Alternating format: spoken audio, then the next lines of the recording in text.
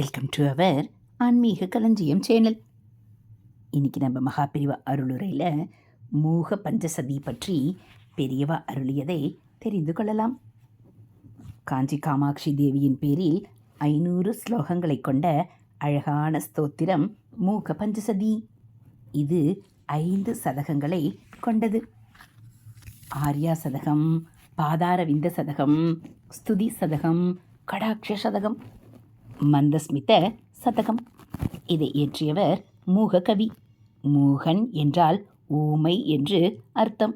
ஊமையாக இருந்த ஒரு பரமபக்தர் காஞ்சிபுரத்தில் குடிக்கொண்டுள்ள ஜெகன்மாதா காமாட்சியின் கிருபா கடாட்சத்தையும் அவளுடைய தாம்பூல உச்சிஷ்டத்தையும் பெற்று உடனே அமிர்த சாகர மாதிரி 500 ஸ்லோகங்களை பொழிந்து தள்ளிவிட்டார். அதைத்தான் மூக பஞ்சசதி என்கிறோம். ஒரு சமயம் ஒரு புலவர் அம்பாள் மீது புதிய சுப்ரபாதம் இயற்றி பேராசிரியர் வீழிநாதன் மாமா மூலமாக மகாபெரியவாளுக்கு சமர்ப்பித்தார். அன்றைய தினம் மகாபெரியவா மௌன விரதம். அடுத்த முறை மகாபெரியவாளை வீழிநாதன் சந்தித்து அந்த புதிய சுப்ரபாதம் பற்றி கேட்டபோது, பெரியவா மூக்க பஞ்சசதி இருக்கும்போது அம்பாள் மீது இன்னொரு ஸ்தோத்திரம் இயற்ற வேண்டிய அவசியம் என்ன என்று கேட்டிருக்கிறார். பெரியவாளுக்கு மூக்க பஞ்சசதியின் மேல் அத்தனை அபிமானம், அத்தனை பக்தி. மூக்க பஞ்சசதி புஸ்தகத்தின் ஸ்ரீமுகத்திலும் மகா பெரியவா அம்பாள் வாக்கிலிருந்து மூக்க கவி வாக்கிற்கும், மூக்க கவி வாக்கிலிருந்து நமக்கும் அனுக்கிரகம் செய்ய வந்திருக்கும் அற்புத ஸ்துதி இது என்று சொல்லியிருக்கிறார். மேலும் உலகத்திலே மிகச் சிறந்ததாக விளங்கும் இந்த ஸ்துதி நூலை படிப்பதால் மட்டுமே அந்த க்ஷணத்திலேயே இந்த மகாகவியோடும் இறுதியிலே பரதேவதையோடுமே ஒன்றாகும் நிலையை சாதகன் அடைகின்றான் என்று ஆசீர்வாதம் பண்ணி இருக்கிறார்.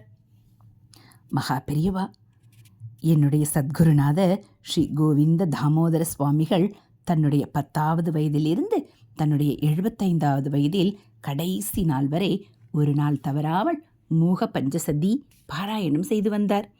அம்பிகையின் மேல் அமைந்த பக்தி கிரந்தங்களில் முக்கியமானதாக இந்த கிரந்தத்தை நினைத்தார்.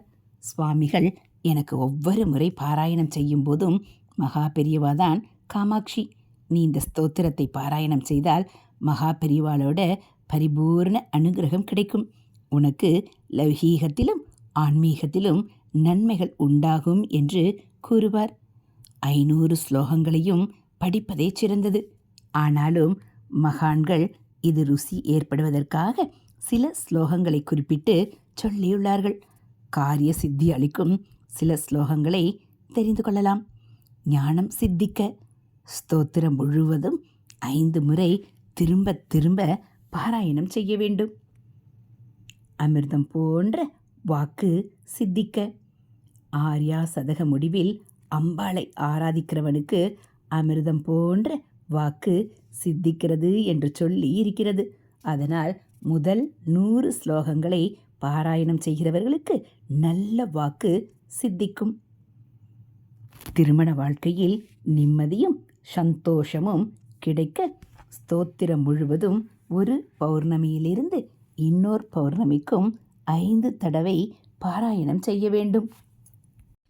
கீர்த்தியோடு விளங்க ஆர்யா சதகம் 57, படிப்பில் சிறக்க ஆர்யா சதகம் 78, கல்யாணத்திற்கு பிள்ளை பெண் தேடுபவர்களுக்கு ஆர்யா சதகம், மனக்கவலை நீங்க பாதார விந்த சதகம் 22, அம்பாளின் சரணங்களில் மனது லயிக்க பாதார விந்த சதகம் 48, நவகிரகங்களின் அனுகிரகம் பெற பாதார விந்த சதகம் 59, கெட்ட வினைகள் நீங்க பாதார விந்த சதகம் 79, அஞ்ஞான இருள் நீங்க ஸ்துதி சதகம் 9, பெண்ணை பெற்றவர்கள் பெருமையடைய ஸ்துதி சதகம் 13, கவலை நீங்க ஸ்துதி சதகம் 45, சர்வஞனாகி உலகத்தில் கீர்த்தியோடு விளங்க ஸ்துதி சதகம் 38